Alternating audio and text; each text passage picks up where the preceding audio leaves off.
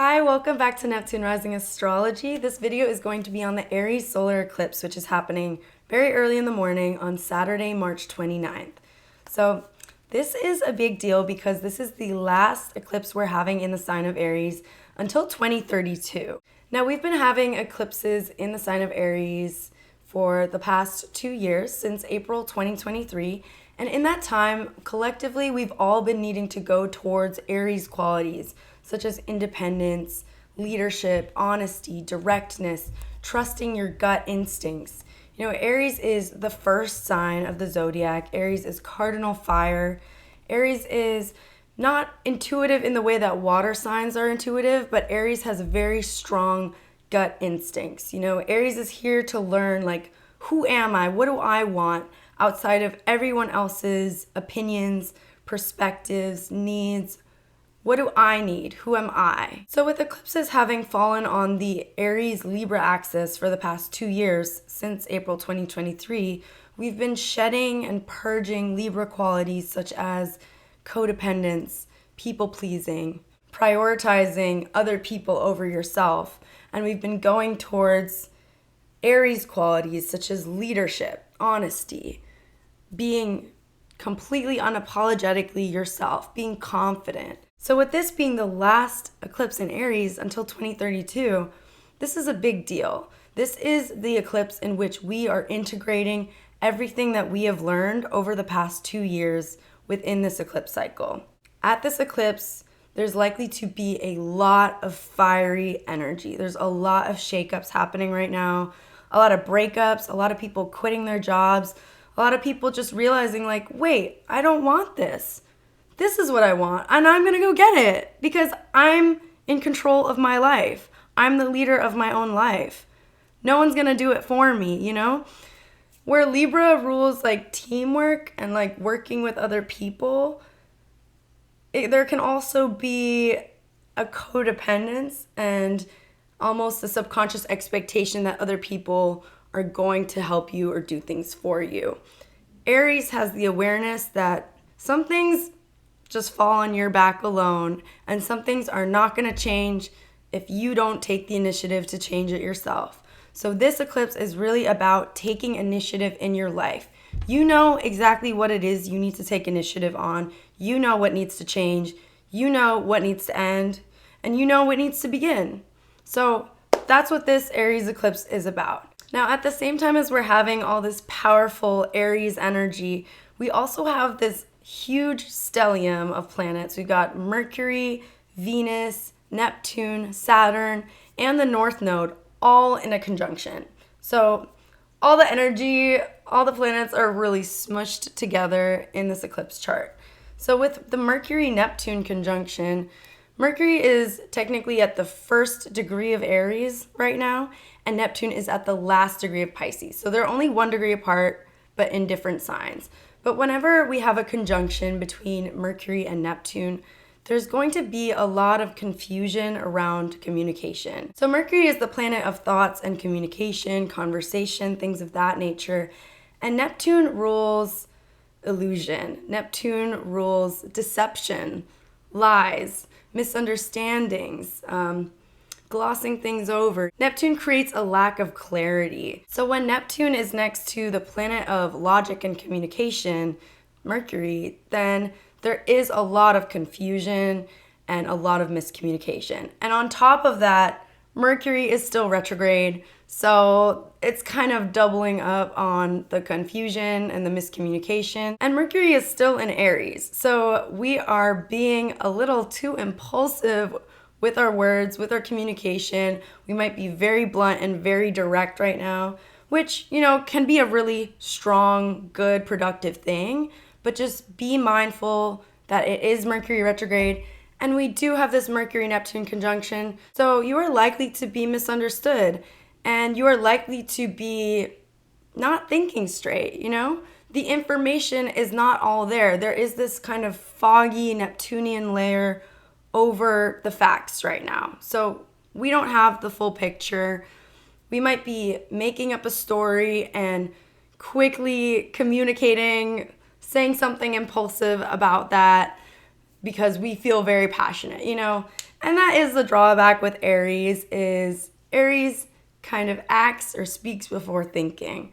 So you can feel really passionate about something and really strongly about something and just say it, just act on it, but you don't have the full story yet. And that's kind of what we're seeing in this eclipse chart right now with Mercury retrograde and with the Mercury-Neptune conjunction. Now we also have this Neptune-Venus conjunction in Pisces. So at our last eclipse, Venus was still in Aries, but going retrograde, and now Venus has retrograded back into Pisces and is just 1 degree away from Neptune. So this can be a highly imaginative, highly creative, highly romantic aspect. Venus is exalted in Pisces. Venus is very, very happy in Pisces. In Aries, Venus kind of struggles because Aries can be a very harsh, direct, difficult sign at times. But Pisces is sensitive and imaginative and romantic. Venus is exalted in Pisces. It's her favorite sign to be in. And conjunct Neptune, she's able to just fantasize beyond her wildest dreams. She's able to go all in. She's able to kind of not see what she doesn't want to see. So while this might feel very heightened and romantic and lovely, just be mindful, we've still got a couple weeks of this Venus retrograde to go. Venus retrograde officially ends on April 12th. So we are still working through things. Now, Venus retrograde is about, what do we want? What do we want to be different? What do we need? Do we feel valued? Do we feel valued in our relationships, in our friendships, with our family, with our jobs? How do we want to be treated? How do we want to feel? In Pisces, it really is about, how do we want to feel? So this is a time to reflect on that. But again, with Neptune, it might be kind of foggy right now. Neptune just, in general, creates like a lack of clarity and a lack of substantial evidence in our lives. So just be mindful of that. Neptune is squashed tight into this stellium of planets. So it's really going to be pervading a lot right now. The interesting thing about this stellium is it's also including Saturn. Now, Saturn is the planet of reality and substantial evidence and facts. The planet of obstacles, burdens, maturity, aging, all these real life, undeniable things. So Saturn is sandwiching Venus along with Neptune. So they're kind of coming at Venus with really, really opposite energies. At this eclipse, Venus is actually closer to Neptune, so that is going to be the stronger energy. But Venus will reach Saturn on April 7th. So just keep an eye out for, in a week from the eclipse, we're going to be feeling more of that reality check, more of that kind of coming down to earth. If Neptune is this like hot air balloon, like we're going high up, we're in the sky, woo, like we're in the clouds, then on April 7th, Venus is going to be coming back down to earth, back down to reality. And it might feel a little harsh after this really lovely, dreamy Venus-Neptune conjunction. So just keep that in mind, that a week from this eclipse, we're going to be coming back down to earth. So don't let that slap you upside the head. Just expect some kind of reality check. So all together with this stellium, it seems like we are communicating and thinking very impulsively, but it might be misguided. We don't really know what's going on right now because Neptune is so in the mix. But a week after the eclipse, things should feel a little bit more clear, a little bit more grounded. Another aspect we've got going on in this eclipse chart is an exact Chiron-Mars square. Now, Mars is the planet of action and willpower, anger, sexuality, and then Chiron is known as the wounded healer asteroid. Chiron is based off this myth of a centaur who is shot with a poisonous arrow and then made immortal by an angel at the same time. So basically, he lives forever with the pain of this wound that will never heal. So when we have a square aspect, which is a 90-degree aspect between two planets, there is some sort of tension or conflict between those planets. So with Chiron and Mars in this square together, we might be feeling very self-protective. Chiron is in Aries right now, meaning that his ego is very easily bruised. He's very sensitive to rejection. Aries are very sensitive to rejection. And Mars is in Cancer still, which is its fall, its least favorite sign to be in. So Mars in Cancer is very self-protective, very guarded, kind of passive-aggressive, Mars in Cancer does not really know how to confront things head on. Cancer is the crab. The crab like sidesteps and then gets snappy. So just be mindful that if there's something that is triggering that kind of self-consciousness or insecurity of Chiron and Aries, we might be reacting in a kind of passive-aggressive way. Or people around you might be doing that, With Mars in Cancer, it is really hard to be direct, especially if you yourself don't have a happy Mars placement, meaning Mars in Capricorn, Aries, or Scorpio. Those are Mars' favorite signs to be in because they are the home signs and the exaltation sign of Mars. But if you have Mars in Cancer or Libra or Taurus, it's going to be a little harder for you to be direct and to move through anger in the way that Mars prefers to.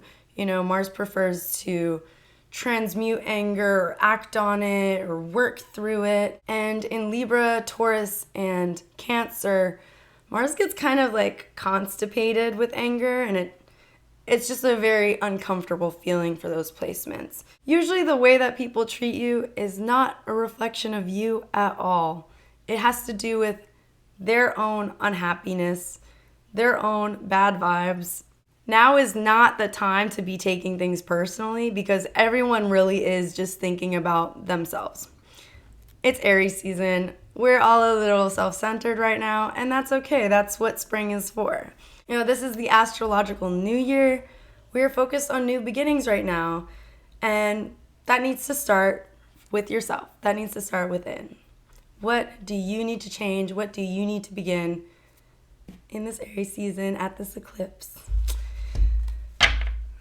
All right, we're going to be doing a little tarot reading to get some extra insight on this Aries solar eclipse.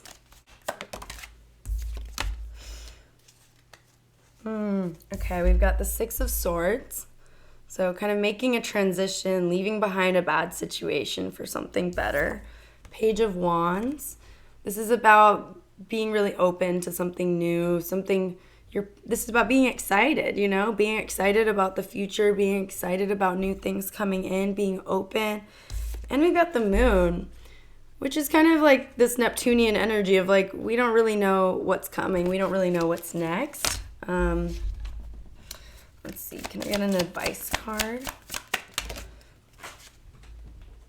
Ooh, King of Swords. All right, look at her, baddie. Yeah, this is a time to not like sink into your feelings. This is a time to trust your thoughts, trust your sense of logic, cut out the bullshit. You know what's best for you. I think the only thing I would say about this is, again, be mindful of the Mercury-Neptune conjunction because things may not always be what they appear at this time, Everything is not as it seems, but I think you know what you need to cut out of your life. You are the King of Swords. You can wield that sword to cut out all the bullshit in your life.